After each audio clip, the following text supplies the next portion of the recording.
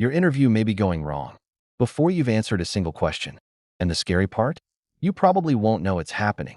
You walk in, you smile, you say hello, you sit down, and while you're waiting for the first real question, the interview has already started. Because the recruiter is already picking up signals. Not just what you're wearing, not whether you gave the perfect handshake. They're noticing how you enter the conversation, how you respond, how you listen, how you carry uncertainty. And here's where it gets interesting.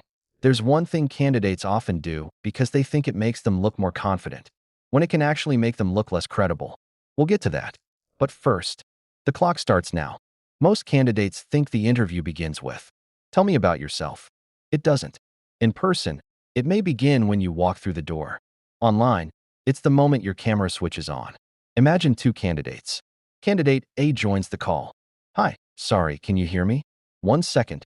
I think my camera." Candidate B joins. "Good morning. Great to meet you. Thank you for taking the time." Neither candidate has answered an interview question. Neither has demonstrated their experience. But they've already sent two completely different signals. One says, "I'm trying to get ready." The other says, "I'm ready." And that distinction matters. Your first job isn't to impress the interviewer. It's to remove anything that distracts them from seeing your value. So check the camera. Check the microphone. Know the interviewer's name. Keep your resume ready. And arrive mentally before you arrive physically. But here's where most candidates get it wrong. They believe confidence is something you have to show. So they sit up straighter. They smile a little harder. They speak a little louder. They try to sound confident. But that's not what experienced interviewers are looking for.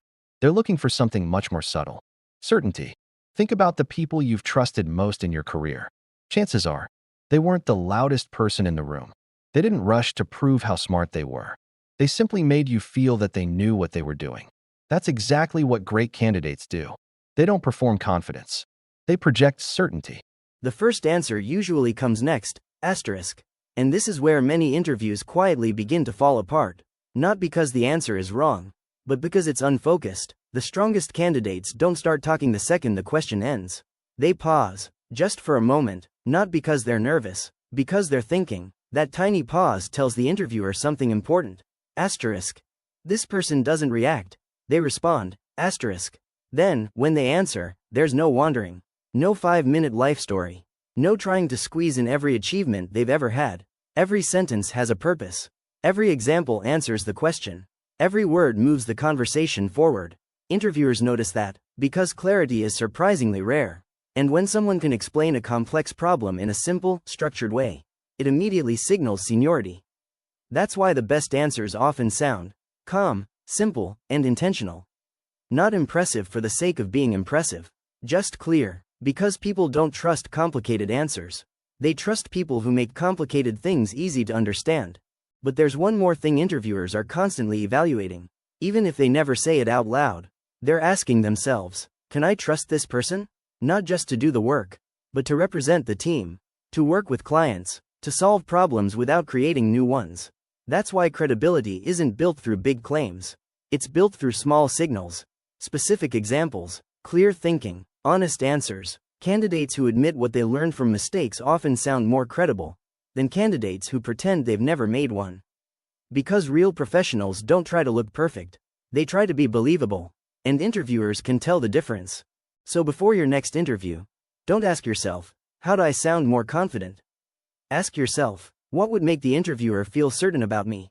Because certainty isn't created by a deeper voice, or stronger eye contact, or memorizing impressive phrases. It's created when everything you do feels intentional. From the moment you join the meeting, to the way you answer each question, to the examples you choose, every small signal is building trust. And trust is what gets people hired. Here's a simple way to remember it. Before every interview, think of 3 words. Ready, clear, credible. Be ready before you ever say hello. Check your setup. Eliminate distractions. Arrive early. Be fully present. Be clear when you answer. Don't try to impress. Try to explain. Structure your thoughts. Keep your examples focused. Make every sentence earn its place. And finally, be credible. Don't exaggerate. Don't memorize speeches. Don't try to become someone else. Let your experience speak through simple, honest, specific examples. Here's the truth. Interviews are rarely won because someone had the perfect answer.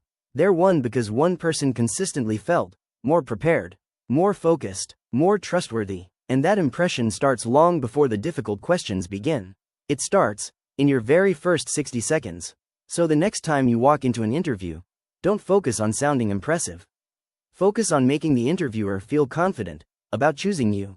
Because when you master the first 60 seconds, every answer that follows becomes easier. If this helped you, subscribe to Own the Offer, and I'll help you turn interviews into job offers.